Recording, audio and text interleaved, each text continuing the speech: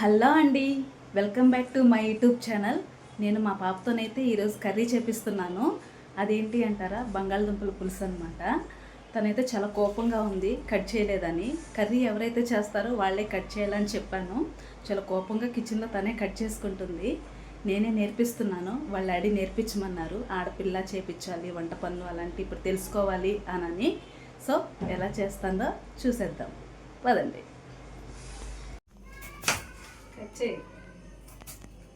ఇదిగోండి, తనైతే బంగాళదుంపల కర్రీ తనతోనే చేపిస్తున్నాను. నాతో కూడా కట్ చేపిస్తున్నావు, నువ్వు కట్ చేయకుండా అంటుంది. కానీ కర్రీ చేసేవాళ్ళే అన్నీ కట్ చేయాలి కదా. కట్ చేయ అవ్వలేదా అవ్వలేదా అని ఓ రోజు స్కూల్కి వెళ్ళేటప్పుడు అంటావు కదా. గబగబా పెన్నుతో హోంవర్క్ చేస్తున్నట్టు అనుకుంటున్నావా? వంట అంటే మాకు ఎంత కష్టమో తెలుసా. మీ డాడీ మీరు అరిసేస్తారు అవ్వలేదా అవ్వలేదా అని. ఇప్పుడు తెలుస్తుంది వంట చేస్తే. ఇందుకే మీ డాడీ అమ్మా నేర్పిమన్నది.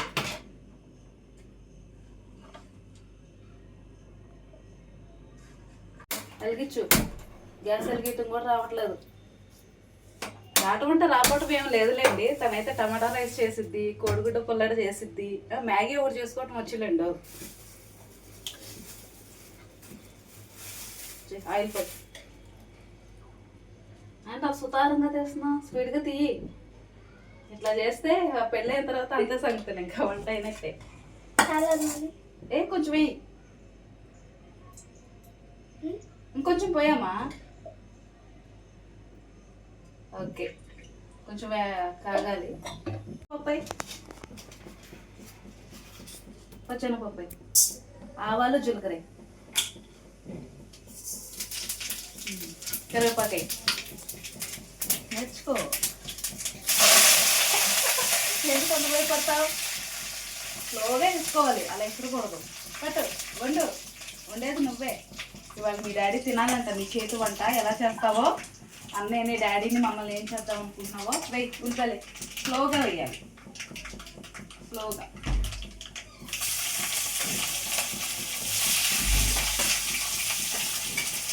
కానీ ఇవాళ కర్రీ చేసినట్టే నేను తిన్నట్టే.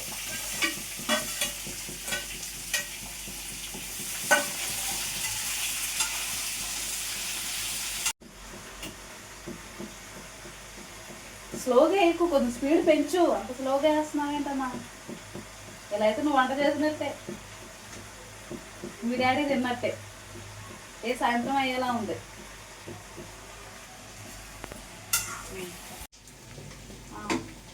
ఒక స్పూన్, కొంచెమే కారం కూడా వేసి 3 స్పూన్లు కారం ఘాటుగా.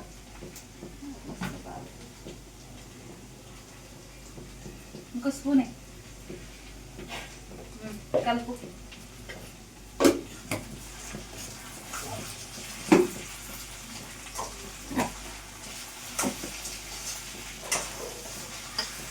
బాగా అంతా మిక్సింగ్ అయ్యేలా కలపాలి. తర్వాత కాసేపు మగ్గనిచ్చేసి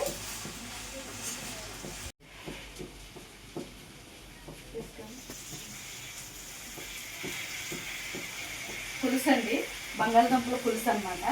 ఆల్రెడీ వీడియోలో చెప్పాను కదా, మా పెళ్లి రోజుకి హెల్త్ అసలు బాగాలేదండి అసలు అని. చాలామందికి బంగాళదుంపల పులుసు తెలియదు అనమాట. ఎందుకంటే కుర్మా ఫ్రై అయ్యే తెలుసు బంగాళదుంపతో. సో నేనైతే పులుసు పెట్టేస్తున్నాను పాపతో. ఎందుకంటే నోరులన్నీ సప్పబడిపోయి ఫీవర్లతో అసలు బాగాలేదు కదా, అందుకని పుల్లపుల్లగా ఉండాలని. సండే కూడా చికెన్ తెచ్చుకోలేదన్నమాట, మా హెల్త్ కండిషన్స్ ఏం బాగాలేదని.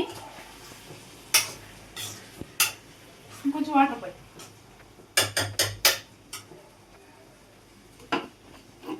అక్కడ ఉంది కదా గ్లాసు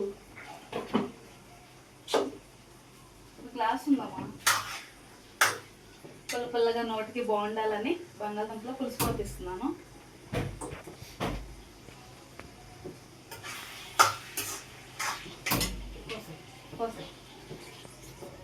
గ్లాసు ఏదో తీసుకోవడం మానేసి మా అమ్మాయి బాటిల్ తీసుకుంది. అది పిల్లల జనరేషన్, అందుకే వంట నేర్పించాలి అంటారు. ఓకే,